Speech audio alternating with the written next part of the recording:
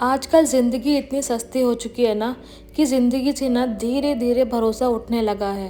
जितने हमारे करीबी थे, जितने हमारे पास में ऐसे लोग हैं जो हमें बहुत प्यारे हैं, जो हमारे दिल से बहुत जुड़े हुए हैं, पता नहीं क्यों धीरे धीरे वो कहीं ना खोते ही जा रहे हैं। इस साल मैंने इतने सारे लोगों को, वो लोग जो हमारे दिल के बहुत पास थे, बहुत करीबी थे, शायद कभी नहीं सोचा था कि वो शायद इतना दूर चले जाएंगे, उनको जाते हुए देखा है। और उनको जाते हुए देख कर ना इतना दिल में डर बना हुआ है कि आगे भगवान प्लीज़ किसी को कुछ ना हो, सब अपने अपने घरों में सुख और शांति से रहें, कभी किसी के ऊपर कोई परेशानी ना आए। पर जो बीमारियां होती है ना, जब वो इंसान को घेरने पे आती है ना, तो चारों तरफ से घेरती हैं। अभी जस्ट अन्नू ठीक हुई ही थी और काजल की फिर से तबीयत खराब हो गई, उसको लेकर आना पड़ा डॉक्टर के पास में। अब बीमारी है, हम उसको इग्नोर भी नहीं कर सकते, डॉक्टर के पास लाना भी बहुत ज़रूरी है। कभी बच्चे बीमार, कभी कोई बीमार। अब इन सब चीज़ों को सोच करके ना मन में एक घबराहट सी रहती है कि आगे क्या होगा, भविष्य में क्या होने वाला है। होप सो जो हो अच्छा हो।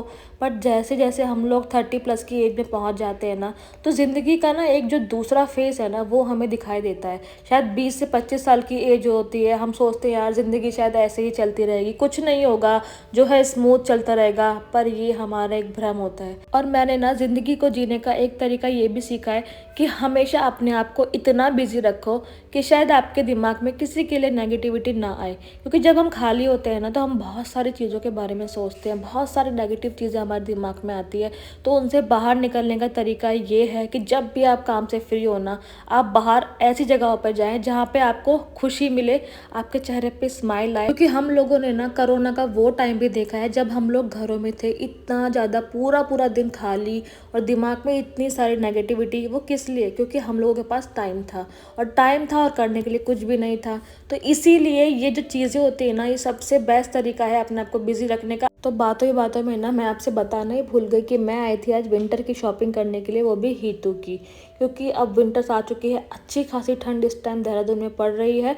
और इसके लिए ना मुझे हीटू के लिए कुछ गर्म कपड़े भी चाहिए, क्योंकि जो पिछले साल मैंने कपड़े खरीदे ना, वो उसको छोटे हो गए और इस साल वो कुछ काम की भी नहीं है। तो इसीलिए विंटर्स आते ही सबसे बड़ी टेंशन मेरे लिए ये होती है कि यार बच्चों के पास कपड़े होने चाहिए। काफ़ी ज़्यादा घूमने के बाद ना मुझे यहाँ पे कपड़े समझ नहीं आए, जैसे कपड़े मुझे चाहिए थे ना बच्चे के हिसाब से, वो यहाँ पे नहीं मिले। तो शाम का टाइम हो गया था, करीब करीब 6 बज चुके थे। और आजकल तो आपको पता ही है जल्दी अंधेरा भी हो जाता है। जिस टाइम हम यहाँ मार्केट में पहुंचे ना, इतनी ज़बरदस्त भीड़ थी, ऐसा लगा था कि कोई मेला भरा है। भाई पैर रखने की जगह नहीं। बड़ी मुश्किल से हमें शॉप मिली, हम पहुंचे इस शॉप पर। तो भैया ने जाते ही पहले तो हमें दिखाए इसके जो पार्टी वेयर कपड़े थे। बट पार्टी वेयर का अभी कोई काम नहीं था, मुझे चाहिए डेली वेयर में। तो काफ़ी अच्छी कलेक्शन थी, बजट में थी, तो ये कुछ कपड़े मुझे पसंद आए। हमारे यहाँ पर क्या होता है ना कि जब हम एक बच्चे के लिए कपड़े लेते हैं, तो हमें दूसरे बच्चे के लिए भी कपड़े सेम लेने पड़ते हैं, जितने अन्नू के उतने हितू के। तो हितू के ये जो कपड़े पसंद आए, सेम कपड़े हमने अन्नू के लिए भी ले लिए थे, क्योंकि बच्चे हमारे लिए दोनों ही बराबर हैं। और फिर हम लोग निकल गए थे मार्केट में, और इतनी भीड़ थी ना, मैं आपको क्या बताऊँ। और ये जो वीडियो है ना, ये है 16 नवंबर की। और इस दिन की जो रील्स इतनी ज़्यादा वायरल हो रही थी ना, कि पलटन बाजार में इतनी भीड़ है, मैंने घर आके देखी वो रील्स, तो मुझे समझ में आया शायद आज ये वही भीड़ है, क्योंकि निकलने की जगह नहीं थी भाई, इतना ज़्यादा रश था यहाँ पर। फिर उसके बाद हम लोग आ गए थे एक शांत जगह पर, जो कि पलटन मार्केट में थोड़ा सा यहाँ पे रश कम था। और आपको तो पता ही कितनी बड़ी मार्केट है, पूरा दिन घूमेंगे तब भी पूरा कंप्लीट नहीं होगा। तो बस यही था आज की वीडियो में, मिलता है आपसे दूसरी वीडियो में, तब तक के लिए कीप वॉचिंग, बाय।